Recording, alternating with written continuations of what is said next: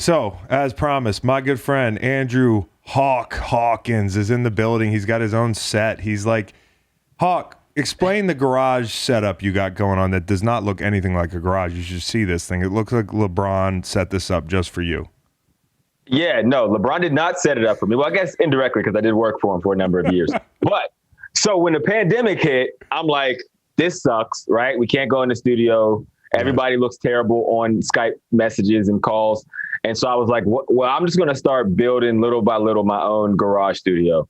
And so I just got on Amazon, started buying cameras, microphones, lights, backgrounds. Like this is cardboard with like peeling stick brick. I started getting custom neon signs and I'm like, yeah, I had fun with it, Chris. Bro, this is amazing. Hey, Hawk, is your water heater running? Because you might want to run catch it. Yeah, it is. It's a little staticky, and I apologize. My water heater runs literally every 2 weeks, and it gets super loud. And so I just pray that it's never when I'm on air, and here we are. Bro, this guy, I'll see him on like big time stuff, and I'll be like, I know he's in his garage. Like I know, like the set looks incredible. He's got his Columbia rolling chair. He's got some like one of those green walls that you see in Miami on the side of nightclubs, and then a brick wall that looks very real. And he's got a subtle flex when he came on. He's got 2 garage sets. They look different. He's got options. So options, baby. Hawk, a guy that has options is Baker Mayfield. A lot of weaponry in your old stomping grounds. I don't know if they have Hawkins options, but they've got some options. What was the holdup today getting going? Because you were, I know, glued to the TV probably watching your Brownies. Oh, yeah. Yeah, I had to check them out. I think, well, number one, they have so many options because they had Hawkins, right? Like if they didn't have Hawkins, they wouldn't have that draft in free agent capital to go get everyone else. So I have a vested interest in watching at least win because we suck so bad and that wasn't fun. But I think the problem was today when Jarvis got hurt early in the game, so we lost him. He's one of my favorite players in the league. I mean, he's been that way even since I was playing because he approaches the game with such a tenacity. He's a leader of that team. So losing him hurt. Obviously, no OBJ for them, and that's also hurt for Baker Mayfield. But I think all in all, he played well. It was a slow start. I think the Texans also are sneaky better than we all thought they would be. I thought we all thought they were going to go 0-17. And not only have they won a game, they've been competitive and they've been a lot better than we imagined in the first 2 weeks. And Tyrod looked pretty good, I guess, until another bad luck deal for him. I mean, he's probably thinking like, dude, how do I get a break here?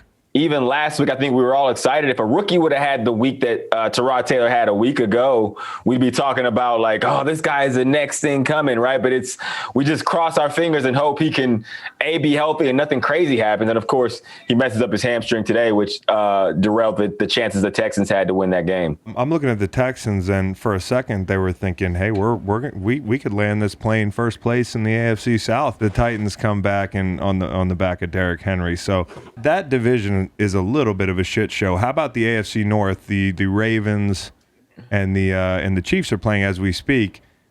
Do you feel like the stock of that division is as down as I do? Because you watched the Steelers as well today. Yeah, it's not as exciting in the first couple of weeks as I thought it would be. The NFC West has been probably, and for my money, I think they're the best division right now. Yeah. But yeah, I thought it would be the AFC North. I mean, obviously the Ravens drop a game that we could go against the Raiders, and then the Steelers come out and kind of lay an egg that also we thought they would come up on the Raiders. I think the Raiders are actually another sneaky good team that are a lot better than we give them credit for. But in the division, it hasn't been great. And I mean, if the Browns would have lost that game today, we would have been thinking the sky was falling down in Cleveland. So Oh yeah. And if the Ravens can't pull it out as we speak, they start 0-2, and the Steelers damn near started 0-2. So who do you trust more, the Ravens or the Steelers in that division? Who do I trust more? I trust the Browns most. Yeah. And that's Homer, but I do think they're like one of the most talented rosters in the league. Of the Steelers and the Ravens, I got to go with the Ravens because ultimately I'll come back to the quarterbacks. And, Lamar is struggling a little bit in this game. They weren't protecting him well in the first game. But on the other side, I got to give him the edge over Ben just because Ben is, he's old and you can see it. He's not playing bad, but he's playing like a guy who is 40 years old, right? Yeah. And that's tough. If Father Time catches all of us, he's still their best option. He's still a better option than a lot of quarterbacks in the NFL, but he's just not the Ben Roethlisberger that we've grown accustomed to over the last decade plus. And on top of it, we shared the set we didn't share the set, we shared the virtual set. I was privileged enough to share your set with you. Last year, my Super Bowl pick was the Steelers, and you guys gave me shit every week because I was like, I still believe in them. I don't believe in them. I trust the Ravens now more than I trust the Steelers, and I don't trust the Ravens that much this year, so goes to show. Yeah, Andrew, this is a uniform podcast, in case you didn't know. When you're in Cleveland, you got a big Cleveland across your chest with the drop shadow. You got a big Browns written down your leg. Do you even recognize this outfit anymore? And Lordy, what went through your head when they broke out the gradient or big whatever? Big brown, big orange. Oh, that sucked. I remember the unveiling. We were all like texting each other like, yo, these are hideous. And the numbers were so big. And I'm 5'7", and the numbers were like wrapping around my torso. I'm like, so I'm already doing everything I can uniform-wise to look tall. I got white tights. I'm getting the super small pants. Yep. I'm like getting slimming. I'm wearing white shoes. Anything that make me look regular-sized human out there on an NFL field. And they come with these life-size numbers that literally are like touching on the side because they were bad, my torso isn't big enough to hold them. They were not great, which is why they went right back as soon as the contract was up. By the way, I think the Browns get ups now. We both agree. Excellent. Look good, play good. Absolutely. Look good, play good. And they are playing good. Yep. That was the only thing holding back some of those teams. And the St. Louis Rams. And the unis. The St. Louis Rams, myself and Hawk was a St. Louis Ram for a short bit. I was a Ram. He was a Ram.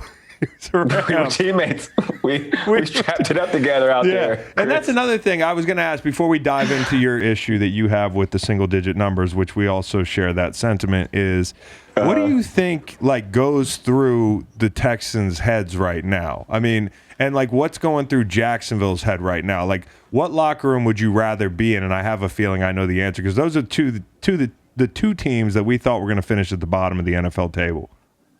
Yeah, I think I would rather be in the Texans locker room than the Jaguars locker room because honestly, I mean, if the Browns would have lost that game, both organizations would not have been happy, I feel like. Right. Because the last thing the Texans want to do is to be just good enough to not get a quarterback, right? And then they're like, we're kind of stuck here for a little while.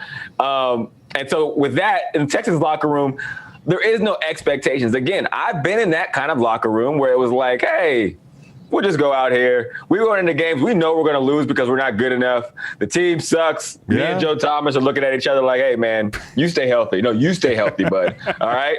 And you stay healthier. No. Yeah. I want you to come out of this game healthier than when you went into it. Exactly. Okay? Yeah, and that sucks losing, but at the same time, again, there's no expectations for you like the Texans. The Jaguars, I don't think they realized that, those coaches and that staff specifically, I don't think they realized how hard it was going to be in the NFL. They're going to have some time to do it, but I feel like they've been kind of punched in the mouth because, again, we all thought that the Jaguars were going to beat the Texans, and handedly, right? Oh, yeah. And I feel the same way as you, honestly. If you'd asked me before Urban Meyer was hired, I would have said, yeah, I'd rather be the team with some hope, with a number one quarterback, with hey, everything's in front of us. Now that Urban is in Jacksonville, it does not seem like a fun place to play. It seems like he's unraveling a little bit. And David Culley, is the one guy that I would probably be willing to play for in Houston. He seems like such a cool, calm, collective dude. And actually, I think they make a run at hitting their over-win total and playing themselves right out of the sweepstakes. So, jersey numbers. We have a bunch of funny-looking cats out there, including some corners that I've become accustomed to seeing looking really sweet out there for a decade, Pat P. in Minnesota. He's wearing number 7. I know that this is an LSU thing and that sort of thing, but I don't get that. Then you've got guys like Sterling Shepard who actually look better than I thought. But by and large, I do not like the single-digit number thing. You either? No, not a fan of the single digits, and surprised because I didn't come into it with that take. I thought it would be sweet because I loved it in college. I rocked number 2 in college. When I was in Canada, when I played in the CFL, I was number 0. So I'm all for pushing the boundaries on the numbers. And then once everyone started playing, I'm like, yo, this is hard to follow. I don't want to see D linemen in single digits. I don't want to see linebackers rocking 4, DBs rocking number 11. I have no idea who anybody is. I don't know what positions they play. I don't know, like, what side of the ball is on the field. It's just confusing. Maybe I'm the old man now, but I'm like, yo, just go back to the other. So who looks the worst to you? Who's somebody that you were used to seeing? And this isn't, like, personal, so if anybody ever hears this podcast, not that you look bad, it's just the number on your chest looks bad. I don't know if anyone looks bad, per se, and that's an honest opinion. I don't think anyone looks bad. It's just too confusing. Yeah. It just feels amateur. It feels like we've been accustomed to seeing college players do this. And it was like the weird, like, subtle thing that separated college from professional.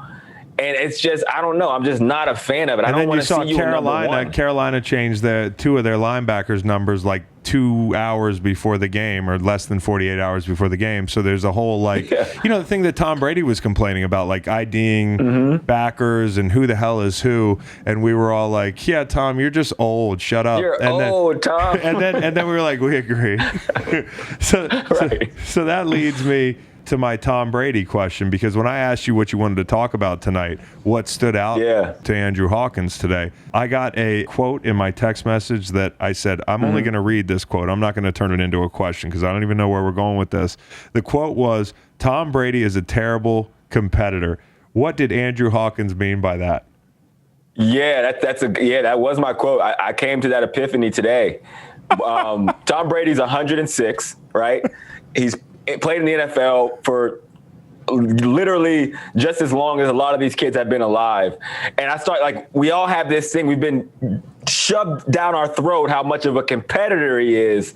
And as I'm watching, I'm like, okay, the dude is 44. He's still better than everybody. Yeah. So what do you call somebody who does something way better than everybody way longer than they should? You're just hogging the ball. You're hogging the ball. It's the easiest thing for you to do. That's not a challenge. This isn't a challenge to you anymore.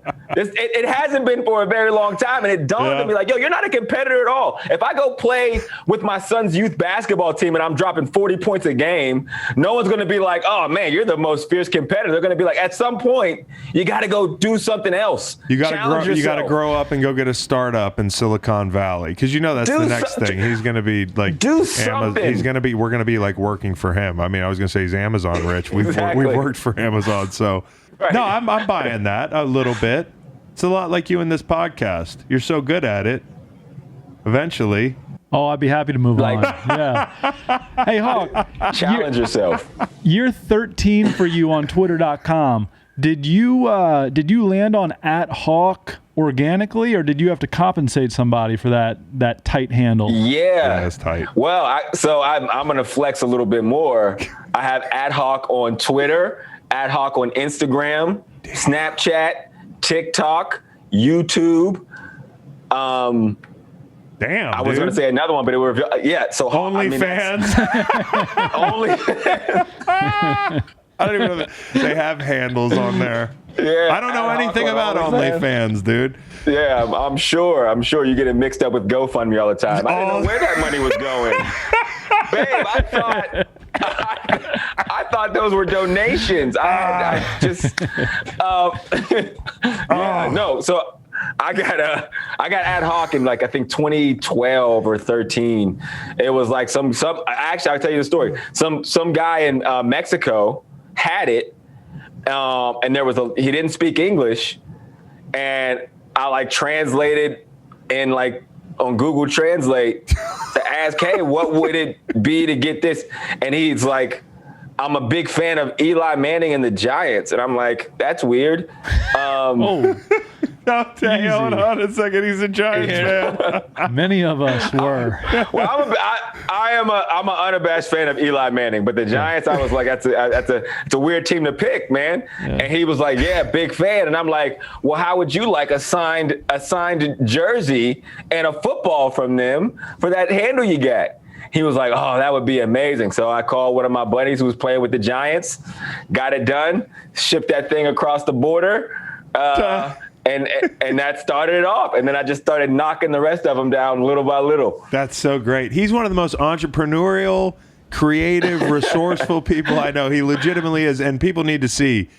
Since we're talking about Twitter, you need to go to his Twitter and look at his sketch comedy, his like skits that he puts on. I'm pretty sure he runs the camera, writes the skit. Oh, yeah. He throws the ball to himself. He's the extra in all his own skits. Like, he just does it all. And by the way, the thing I read on your Wikipedia page right before you came on is that you were an extra in Ides of March. I was an extra in Ides of March. And I think we filmed that in 2011, maybe. I had one that scene. I caught Him that. and Clooney. I caught that. Him and Clooney filmed it. Me and Clooney, the Clune, Ryan Gosling, the whole crew. You know how we do. the Goss, the Clune, the Hawk. There was a scene that I was in that, oh man, I would have had so much FaceTime. The scene comes in, George Clooney barges into the office. I'm like a campaign manager. Clooney pushes me out of the way. Oh, he touched you. He starts yelling. He starts yelling at Ryan Gosling, and I'm like, I'm in the middle of them in this scene. Camera's right here. I'm in the middle, like, trying to calm them down. They're yelling back and forth. Gosling storms out. I'm like, yo, I'm about to be a star. Oh, my God. Of course. That scene is nowhere to be found. No. It's not in the movie. It's not in the, like, director's extended cut. clips. Deleted scene, nothing. It's like they literally took it and put it in the trash, and I probably ruined the scene. So. Bro, no, you probably did great. My only question about that is, are you taller than Ryan Gosling? No, I am not. Okay. He's not a short dude. Oh, he's not short. He just has like a short dude face, which basically means he's like a good-looking Hollywood guy. You know what I mean? I just assume they're all short, but it's not true. Yo. It's not true. Howie Long's very tall. Howie Long's very tall. That reminds me of the time I was on Ballers, Firestorm. It's got, he still gets royalties. Holds up. He still gets royalties. He'll be like, hey, Chris, $7. How about that, huh? Still making money off Firestorm. No, but like I was in Miami and I had a buddy that was like, hey, come down to the Ballers set, meet The Rock, hang out. We'll put you in a cameo. I was like, yeah, I guess you don't say no to that. Like, what the fuck am I doing? I'm just hungover on South Beach. So I go down there. I spend like 2 hours. I put on a suit. They do makeup and shit, because you're in the industry. He has a makeup. Yeah. He looks very young, but he's also his work I've seen it. But literally, I'm on there for I feel like 20 minutes, and I make an appointment viewing of the show, and I'm not even on the show, bro. I DVR'd it and shit. Hollywood. That's exactly what happened to you too. Telling everybody, make sure you tune in to Ballers. It's going to be sweet. Oh, I was I'm on. I was like, it's not a big role. I'm on. So here it was, Hawk. My scene was on the TV in the show, bro. They put me on a little TV, at a bar, like I was a media member. So it was incredibly embarrassing. I was in First Kid with Sinbad. What? I still am serious? if you guys want to check that out. Are you serious? Yeah. There's a dance scene. How did you figure that? How did you get that? Shot in Richmond, Virginia. Just show up. Major Payne is shot 5 minutes from where we live? That's right. I watched First Kid last week and Major Payne 2 weeks ago. Whoa. Yeah. Big Major Payne fan. This is me introducing my 10-year-old son. Okay, that makes more sense. That's good. But Major Payne holds up. Oh, yeah. You can watch it as an adult. No, it does not hold up. No, it will. You would. Oh, man, there's no way you. It's a great movie, but there's no way they could make that movie today. Okay. Yeah, probably not. You say that for there's a lot of stuff in there. But that was filmed. That was real? filmed right here in Charlottesville, outside Charlottesville, Virginia. Anyways, I've been talking a lot about the receivers in Las Vegas. We're talking about young receivers on this show, and I don't know receivers that well. It's just a part of my game. It'd be like you talking about the D-line with confidence sometimes. It's tough for me. So who are the youngest receivers in the game that are your favorites?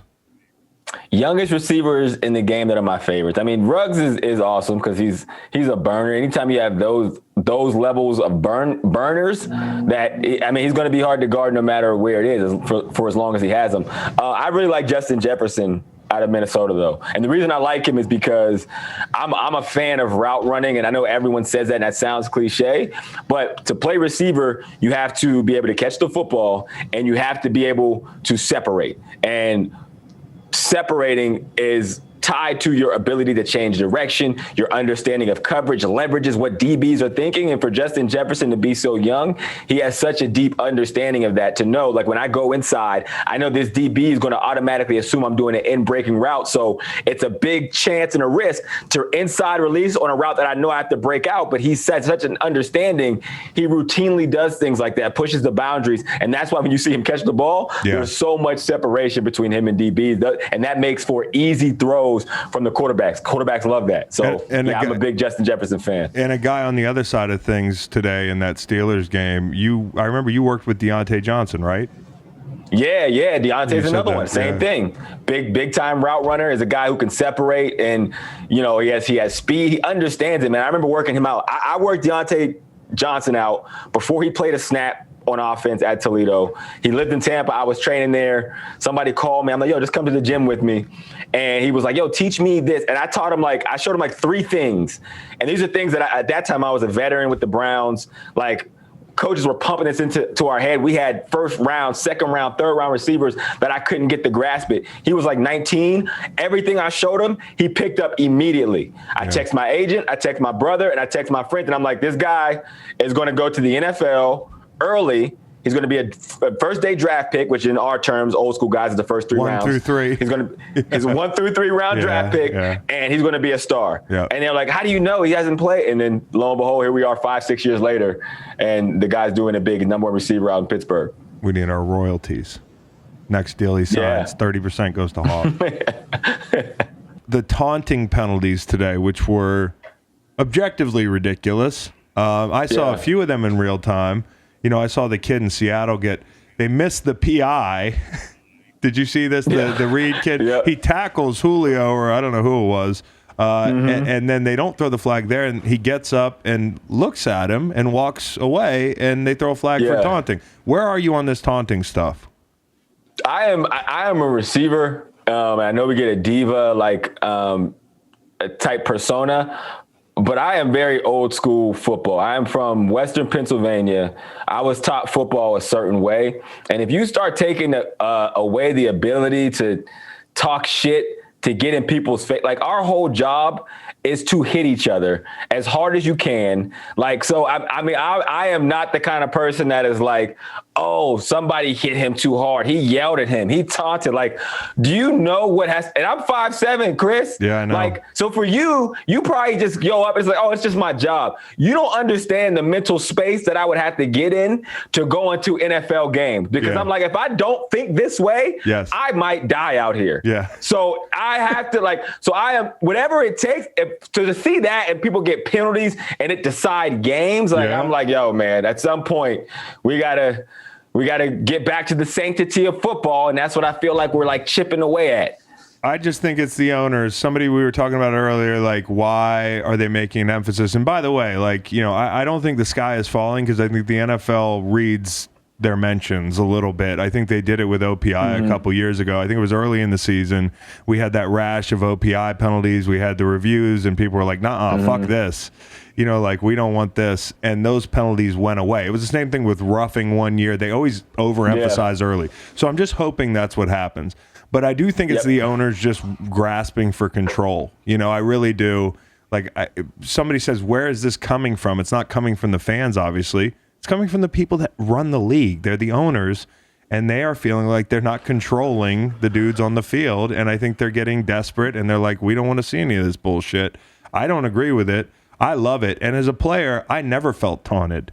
I was more pissed off that something negative happened than hey, my opponent reacted in that way based off of the play he made. I deserve it. If I didn't make the play, I deserve you telling me I'm trash and I'm not gonna be able to feed my family next week. That was the expectation that I had when I didn't make the play. Now don't touch me.